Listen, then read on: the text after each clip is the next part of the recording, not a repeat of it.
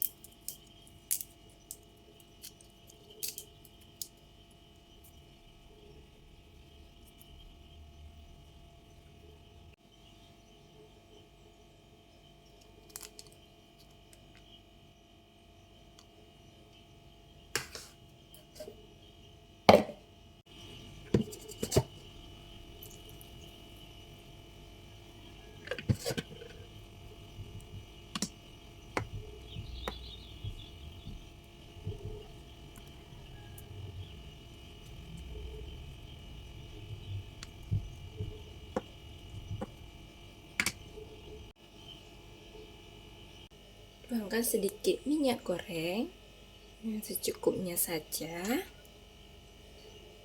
Selanjutnya kita tunggu minyaknya panas.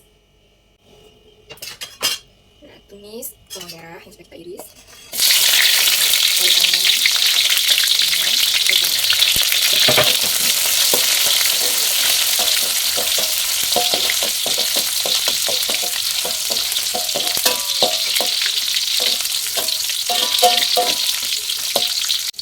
Nanti baru kita masukkan bumbu yang sudah kita bumbui saja. Nah, seperti ini.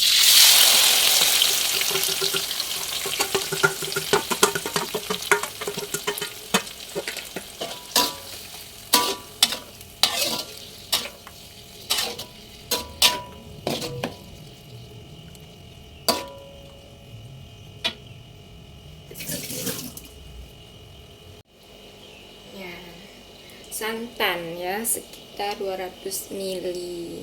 Ini kalau ada kelapa gongseng boleh ditambahkan, karena berhubung Mama Ova tidak ada kelapa gongseng, jadi seadanya aja. Tetap enak pokoknya ya. Nah, kalau ada daun kari boleh ditambahkan. Nah, Mama Ova masak dengan bahan seadanya. Yang penting masak ya. Nah, seperti ini. Nah, ini tumis cumi Aceh pakai santan. Nah, kalau ada kelapa gongseng boleh ditambahkan kelapa gongseng, lebih gurih lagi rasanya gitu. Nah, seperti ini kira-kira ya.